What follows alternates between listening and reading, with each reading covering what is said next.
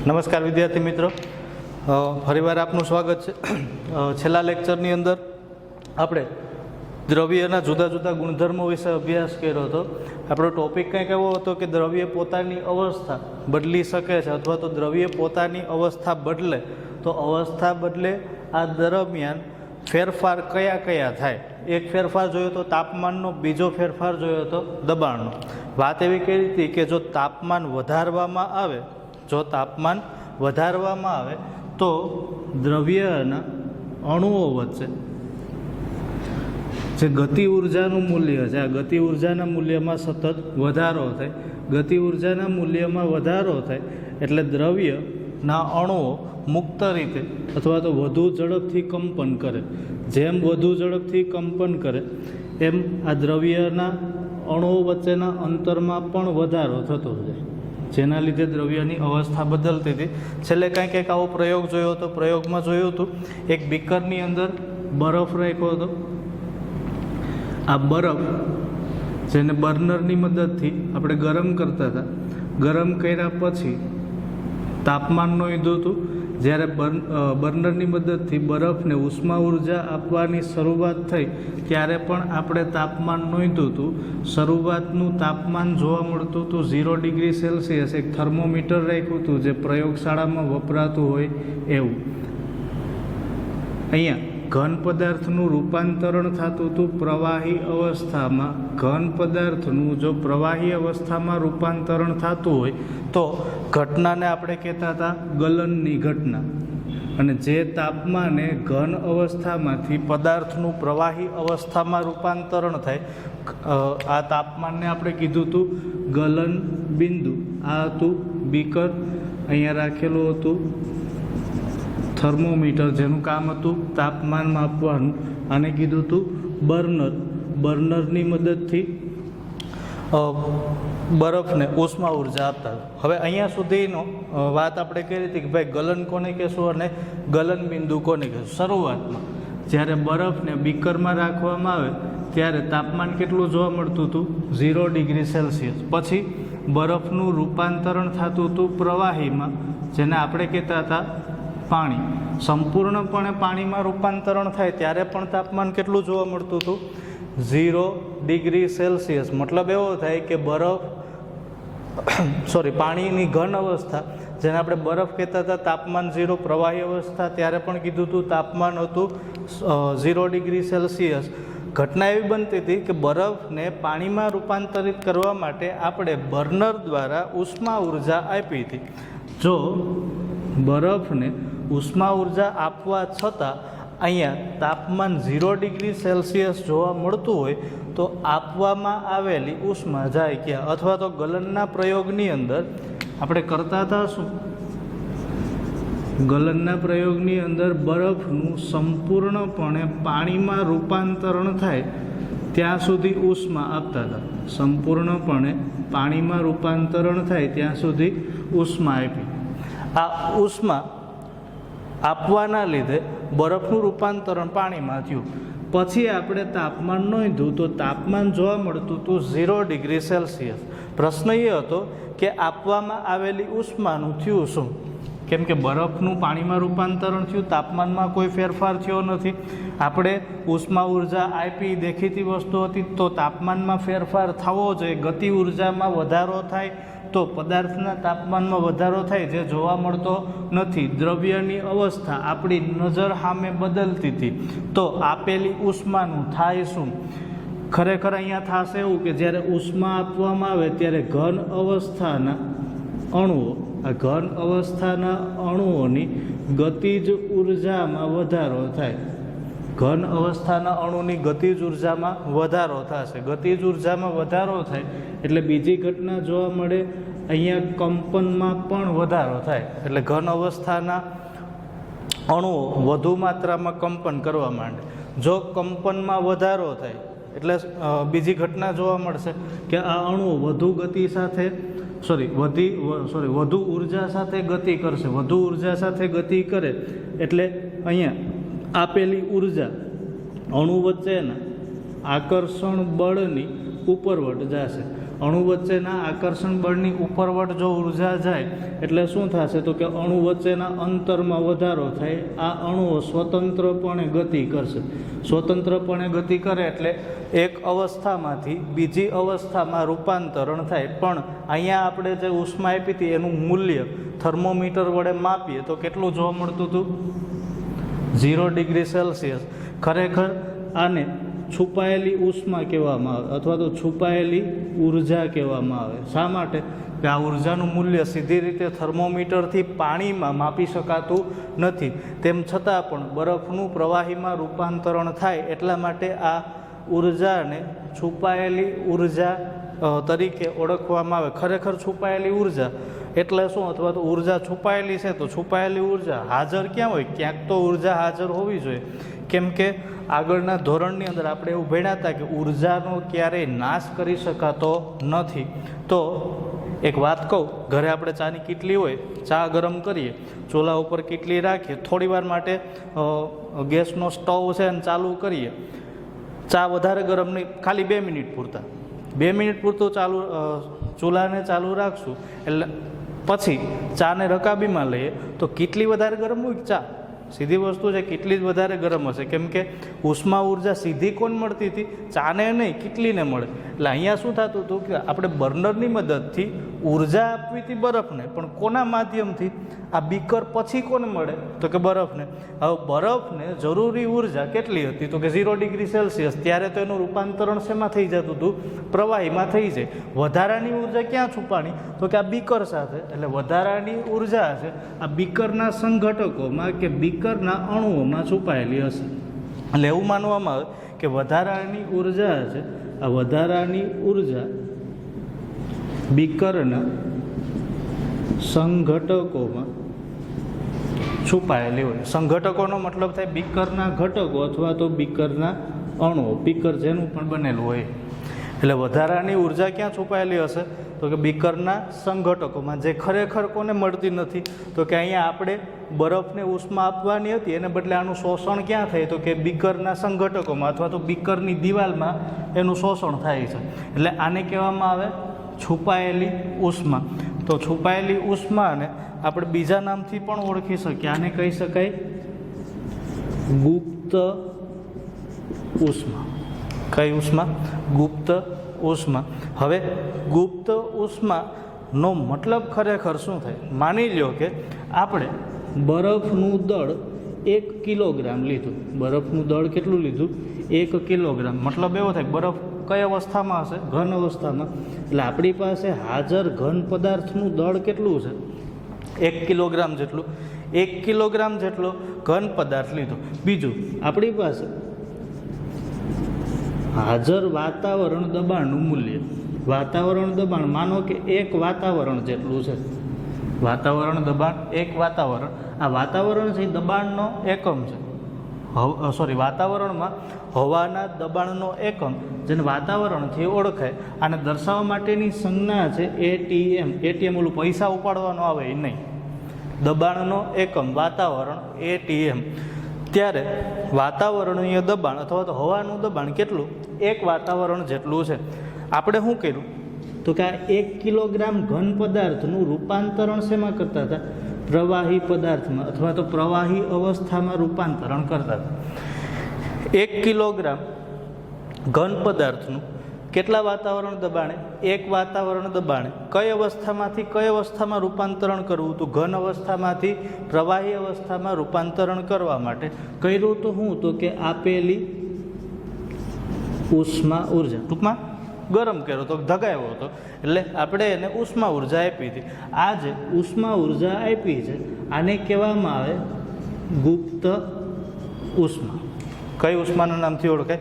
ગુપ્ત ઉષ્મા. બીજું, કઈ ઘટના દરમિયાન અથવા તો આપણે જે પ્રયોગ કર્યો હતો આ પ્રયોગને કઈ ઘટનાના નામથી ઓળખાય? આગળના લેક્ચરનું જરાક યાદ કરો તો આપણે વાત કરી હતી કે ઘન પદાર્થનું પ્રવાહી અવસ્થામાં રૂપાંતરણ થાય અથવા તો ઘન અવસ્થામાંથી પદાર્થનું પ્રવાહી અવસ્થામાં રૂપાંતરણ કરવા માટેની ઘટના જેને આપણે ગલનના નામથી ઓળખતા હતા. તો અહીંયા જે ઘટના થઈ હતી એ કઈ ઘટના હતી? ગલનની ઘટના. એટલે આ જે ઉષ્મા છે એને કહેવામાં આવે કઈ ઉષ્મા?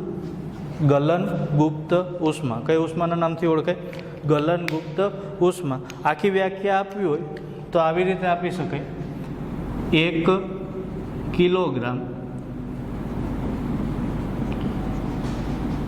ઘન પદાર્થનું એક વાતાવરણ દબાણે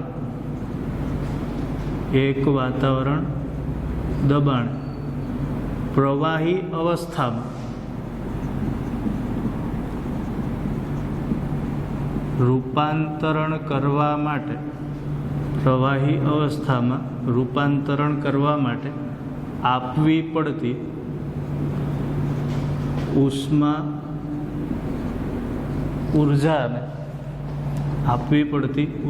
ઉર્જાને કયા નામથી ઓળખાય?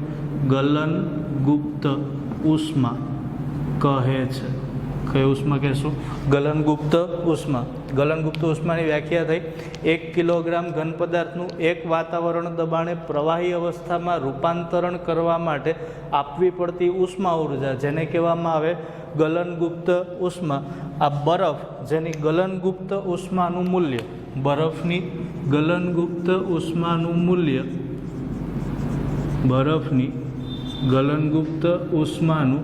મૂલ્ય થાય 3.35 એને ગુણ્યા 10⁵ જૂલ પ્રતિ કિલોગ્રામ. 3.35 એને ગુણ્યા 10⁵ જૂલ પ્રતિ કિલોગ્રામ. આ કોની ગલનગુપ્ત ઉષ્મા? બરફની ગલનગુપ્ત ઉષ્માનું મૂલ્ય.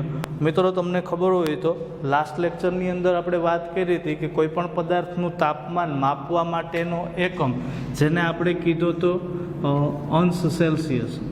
એકમને કયા નામથી ઓળખતા હતા? અંશ સેલ્સિયસ. અને દર્શાવવા માટેની સંજ્ઞા હતી ડિગ્રી સેલ્સિયસ, અથવા તો આને બોલે અંશ સેલ્સિયસ. તાપમાન માપવાનો બીજો એક આદર્શ એકમ છે, અથવા તો તાપમાનનો બીજો SI એકમ. તાપમાનનો SI એકમ નામ છે કેલ્વિન. તાપમાનના SI એકમનું નામ કેલ્વિન.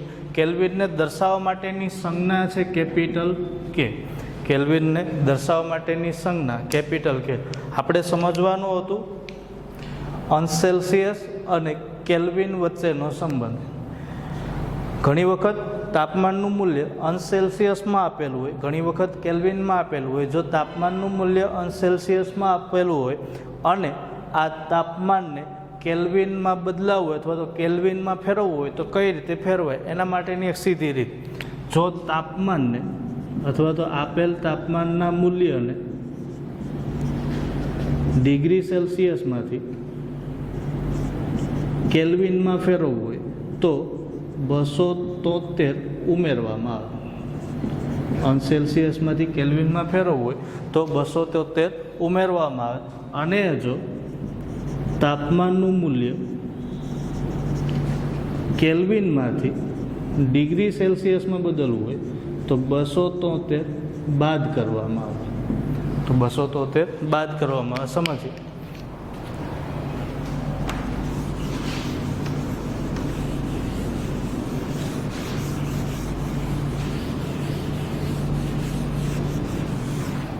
માનો કે અમુક તાપમાનના મૂલ્ય આપેલા છે. એક મૂલ્ય છે 0 ડિગ્રી સેલ્સિયસ, બીજું આપેલું છે 25 ડિગ્રી સેલ્સિયસ, ત્રીજું એક મૂલ્ય છે 100 ડિગ્રી સેલ્સિયસ અને ચોથું મૂલ્ય છે 50 ડિગ્રી સેલ્સિયસ. કરવાનું એવું છે કે આપેલ તાપમાનના મૂલ્યોને ડિગ્રી સેલ્સિયસમાંથી કેલ્વિન માપક્રમમાં ફેરવો. ડિગ્રી સેલ્સિયસમાંથી શેમાં બદલવાના? કેલ્વિનમાં. ડિગ્રી સેલ્સિયસમાંથી કેલ્વિનમાં બદલવા માટે આપણે શું કીધું હતું કે જો તાપમાનનું મૂલ્ય ડિગ્રી સેલ્સિયસમાંથી કેલ્વિનમાં બદલાવવું હોય તો 273 ઉમેરવામાં આવે. આપણા માટે પહેલું તાપમાન 0 ડિગ્રી સેલ્સિયસ. અને આપણે શેમાં કન્વર્ટ કરવાનું?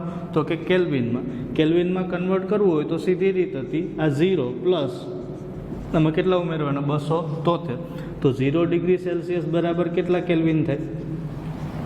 273 કેલ્વિન.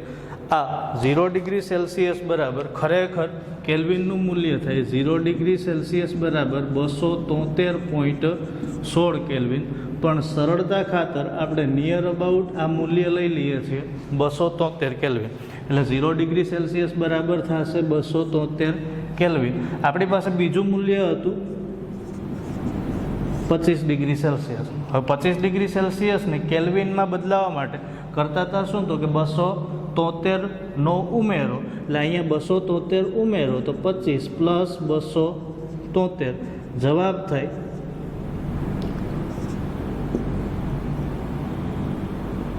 298 કેલ્વિન. એટલે 25 ડિગ્રી પ્લસ 25 ડિગ્રીને કેલ્વિનમાં બદલવા હોય તેમાં કેટલા એડ કરશું 273, આનો જવાબ થશે 298 કેલ્વિન. એના પછીનું છે ત્રીજું ઉદાહરણ 100 ડિગ્રી સેલ્સિયસ. આને ફેરવવાના હતા કેલ્વિનમાં, 100માં કેટલા ઉમેરવાના થાય તો કે 273, એટલે આ થઈ જાય 100 પ્લસ 273, એટલે કુલ થશે 373, પણ એકમ કયો કેલ્વિન. ચોથું હતું 50 ડિગ્રી સેલ્સિયસ. આ ડિગ્રી સેલ્સિયસ માપને ફેરવવાનું હતું કેલ્વિનમાં, તો વળી પાછા 50માં કેટલા ઉમેરશું 273, તો 50માં જો 273 ઉમેરવામાં આવે તો આ બેયનો સરવાળો જે કયું માપ આપશે તો કે કેલ્વિન. એટલે આનો ટોટલ સરવાળો થાય 273 પ્લસ 50, આ થઈ જશે 323 કેલ્વિન. તો અંશ સેલ્સિયસમાંથી કેલ્વિનમાં ફેરવવું હોય તો 273 ઉમેરવામાં આવે. બીજું હતું કેલ્વિનમાંથી ડિગ્રી સેલ્સિયસમાં બદલાવો હોય અથવા તો કેલ્વિન મૂલ્યનું તાપમાનનું માપ જેને ડિગ્રી સેલ્સિયસમાં બદલાવાનું હોય તો એમાંથી 273 બાદ કરવામાં આવે. એમાંથી 273 બાદ કરવામાં આવે. ઉદાહરણ તરીકે આપણે અમુક કેલ્વિન મૂલ્યના માપક્રમ આપ્યા હોય. માની લો કે એક માપ આપ્યું છે 373 કેલ્વિન, બીજું માપ આપ્યું છે 473 કેલ્વિન, ત્રીજું માપ આપ્યું છે 500 કેલ્વિન અને ચોથું માપ માની લો કે 573 કેલ્વિન આપ્યું. આપણે તાપમાનના માપ આપ્યા છે 373 કેલ્વિન છે, 473 કેલ્વિન છે, એક માપ છે 500 કેલ્વિન અને બીજું એક માપ છે 573 કેલ્વિન. આ બધા જ માપક્રમને શેમાં ફેરવવાના છે તો કે ડિગ્રી સેલ્સિયસમાં. હવે જો કેલ્વિનમાં માપ આપેલું હોય અને ડિગ્રી સેલ્સિયસમાં ફેરવવાનું કીધું હોય તો એના માટેનો નિયમ હતો કે કેલ્વિનમાં માપ આપેલું હોય અને ડિગ્રી સેલ્સિયસમાં બદલવા હોય તો આપેલા માપક્રમમાંથી કેટલા બાદ કરવાના થાય 273 બાદ કરવાના થાય. આપણા માટે પહેલું ઉદાહરણ કેટલું આપ્યું છે 373 કેલ્વિન, ફેરવવાનું શેમાં ડિગ્રી સેલ્સિયસમાં. તો કરાય શું 373 માઇનસ 273, 373 માઇનસ 273 મળતું માપ કયું હશે 373માંથી 273 બાદ કરો તો જવાબ મળે 100. પણ હવે એકમ કયો ડિગ્રી સેલ્સિયસ અથવા તો અંશ સેલ્સિયસ. બીજું માપ આપને આપ્યું છે 473 કેલ્વિન, બીજું માપ આપ્યું 473 કેલ્વિન. હવે આને આપણે બદલવાનું છે ડિગ્રી સેલ્સિયસમાં. ડિગ્રી સેલ્સિયસમાં બદલવા માટેનો નિયમ હતો 273 બાદ કરો તો 473 માઇનસ 273 કેલ્વિન. આ 473માંથી 273 બાદ કરો જવાબ મળે 200 ડિગ્રી સેલ્સિયસ અથવા તો 200 અંશ સેલ્સિયસ. ત્રીજું માપ આપ્યું છે 500 કેલ્વિન. આ 500 કેલ્વિનને ડિગ્રી સેલ્સિયસમાં ફેરવવાના છે એટલે આમાંથી પણ 273 બાદ, એટલે 500માંથી 273 બાદ કરો, જે જવાબ મળે આ આપનો ફાઇનલ જવાબ થાય 227 ડિગ્રી સેલ્સિયસ. બીજું આપ્યું 573, એમાંથી 273 બાદ કરો તો આપણો જવાબ થશે 300 ડિગ્રી સેલ્સિયસ. એટલે તાપમાન માપવા માટેનો એસઆઈ એકમ છે કેલ્વિન. 0 ડિગ્રી સેલ્સિયસ બરાબર થશે 273 કેલ્વિન. ખરેખર પરફેક્ટ માપ છે 273.16 કેલ્વિન. આ સરળતા ખાતર આપણે કેલ્વિનનું મૂલ્ય 273 જેટલું લેવામાં આવે. એના પછી હતું આપણે જોયું હતું કે ભાઈ આ પ્રવાહી અવસ્થામાં રહેલો પદાર્થ એને હજી વધુ ને વધુ જો ઉષ્મા આપવામાં આવે, જો પ્રવાહી અવસ્થામાં રહેલા પદાર્થને વધુ ને વધુ ઉષ્મા આપવામાં આવે તો શું થશે? તો કે પ્રવાહીના અણુઓને અથવા તો પ્રવાહી અવસ્થાના દ્રવ્યના કણોને સતત ઉષ્મા ઉર્જા મળતી હોવાને લીધે આ કણોની ગતિ ઉર્જાના મૂલ્યમાં વધારો થાય. ગતિ ઉર્જાના મૂલ્યમાં વધારો થાય, સાથે સાથે એના કંપનમાં પણ વધારો થાય. જેમ કંપનમાં વધારો થાય અને ઉર્જાનું મૂલ્ય આકર્ષણ બળની ઉપરવટ જાય, આકર્ષણ બળની ઉપરવટ જાય એટલે દ્રવ્યના કણો એકબીજાથી દૂર જાય, એકબીજાથી દૂર જાય એટલે પદાર્થની અવસ્થા બદલાય. હાલમાં પ્રવાહી અવસ્થામાંથી રૂપાંતરણ થઈ જશે વાયુ અવસ્થામાં. વાયુ અવસ્થામાં રૂપાંતરણ થાય ત્યારે વળી પાછું તાપમાન નોંધવાનું હતું, અથવા તો પ્રવાહી ઉકળવા માંડે ત્યારનું તાપમાન નોંધવાનું હતું. જ્યારે પ્રવાહી ઉકળવા માંડે, આનો મતલબ એવો થાય કે વાયુ અવસ્થામાં આવે અથવા તો સંપૂર્ણપણે બાષ્પમાં રૂપાંતરિત થાય ત્યારે તાપમાન નોંધવાનું હતું. આ તાપમાન લગભગ 100 ડિગ્રી સેલ્સિયસ જેટલું જોવા મળે. 100 ડિગ્રી સેલ્સિયસ તાપમાને એવું કહી શકાય કે પાણીનું અથવા તો પ્રવાહીનું સંપૂર્ણપણે શેમાં રૂપાંતરણ થઈ જાય? વાયુમાં રૂપાંતરણ થાય. એટલે પ્રવાહી 100 ડિગ્રી સેલ્સિયસ તાપમાને પાણી 100 ડિગ્રી સેલ્સિયસ તાપમાને પ્રવાહી અવસ્થામાં પણ જોવા મળશે અને બીજી કઈ અવસ્થામાં જોવા મળશે? વાયુ અવસ્થામાં પણ જોવા મળશે. આ જે તાપમાન છે અથવા તો અહીંયા જે ઘટના જોવા મળે, આ ઘટનાને આપણે કહેતા હતા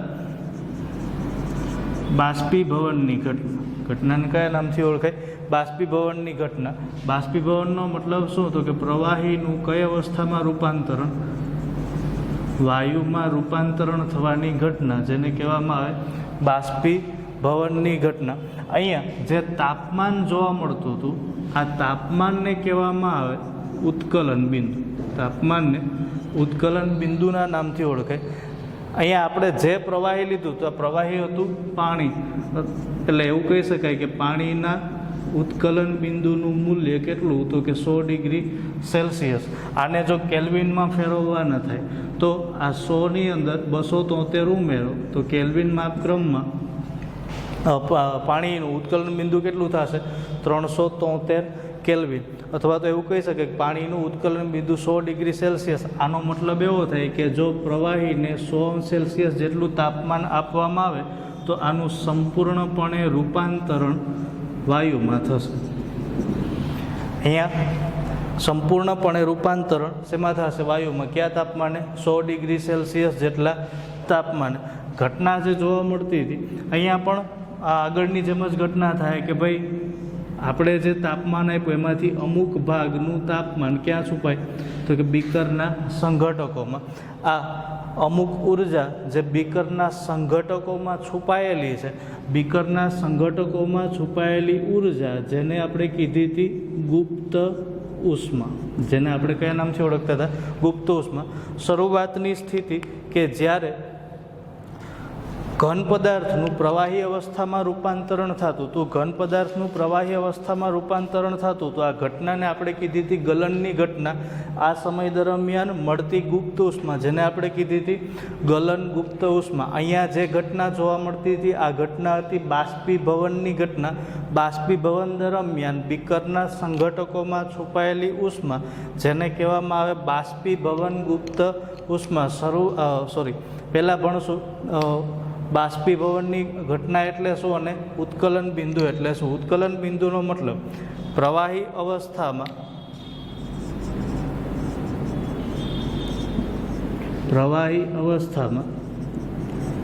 રહેલા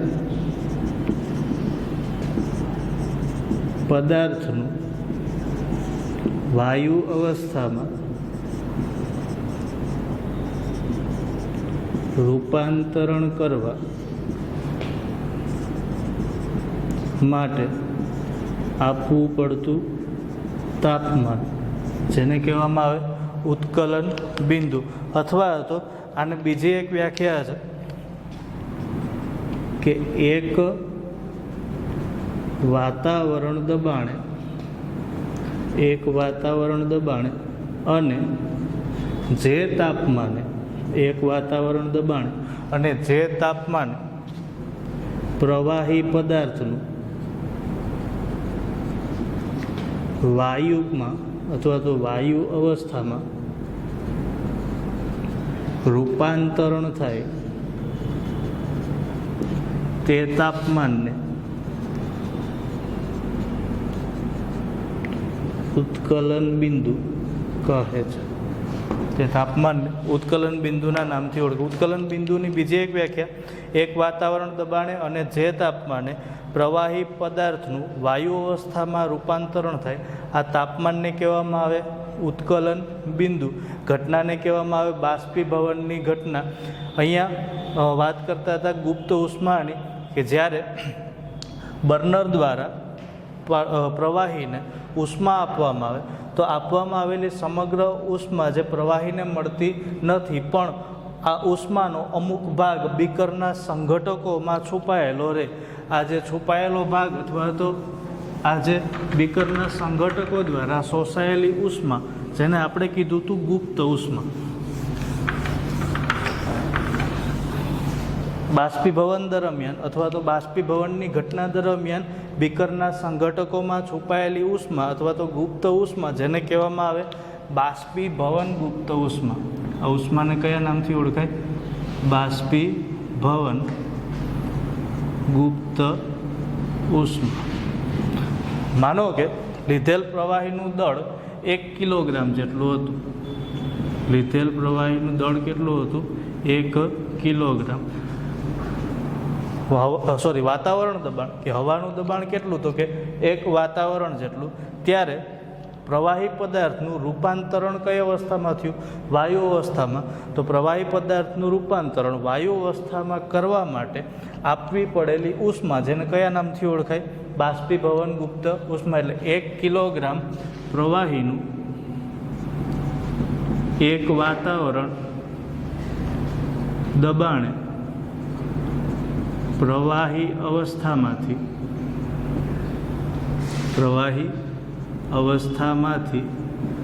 વાયુ અવસ્થામાં રૂપાંતરણ કરવા માટે આપવી પડતી ઉષ્મા ઉર્જાને કયા નામથી ઓળખાય? બાષ્પીભવન ગુપ્ત ઉષ્મા. અહીંયા બરફ માટે બાષ્પીભવન ગુપ્ત ઉષ્માનું મૂલ્ય અથવા તો ઉત્કલન બિંદુ કેટલું હતું? 100 ડિગ્રી સેલ્સિયસ, અથવા તો આને કેલ્વિન માપક્રમમાં ફેરવો તો 100 + 273. આ ટોટલ કેટલું થતું હતું? 373 કેલ્વિન. એટલે આ પ્રવાહીની બાષ્પીભવન ગુપ્ત ઉષ્મા, ગલન બિંદુ, ઉત્કલન બિંદુ અને બાષ્પીભવન ગુપ્ત ઉષ્મા, ગલન ગુપ્ત ઉષ્મા યાદ રાખવાની સીધી સરળ રીત કહો. ઘન પદાર્થનું પ્રવાહીમાં રૂપાંતરણ કરો ત્યારે જે તાપમાન મળે એને ગલન બિંદુ કહેતા હતા. ઘટનાને ગલનની ઘટના કહેવાય. છુપાયેલી ઉષ્મા, જેને કહેવામાં આવે ગલન ગુપ્ત ઉષ્મા. પછી ઘન પદાર્થનું પ્રવાહી પદાર્થનું વાયુ અવસ્થામાં રૂપાંતરણ થાય. પ્રવાહી પદાર્થનું વાયુ અવસ્થામાં રૂપાંતરણ થાય આ ઘટનાને કહેવામાં આવે બાષ્પીભવનની ઘટના. અહીંયા જે તાપમાન જોવા મળતું હતું આ તાપમાનને કહેવામાં આવે ઉત્કલન બિંદુ. જેટલા સમય સુધી ઉષ્મા ઉર્જા આપવામાં આવી હોય આ સમય દરમિયાન શોષાયેલી ઉષ્મા જે ગુપ્ત ઉષ્મા, અને આ ગુપ્ત ઉષ્માને કહેવામાં આવે બાષ્પીભવન ગુપ્ત ઉષ્મા. આ બંને ટોપિક ખાસ તૈયાર કરવા, જે ચેપ્ટરના સારા ટોપિક અથવા તો પૂછાઈ શકાય એવા ટોપિક. વધુ માહિતી નેક્સ્ટ લેક્ચરમાં આપીશ. નમસ્કાર.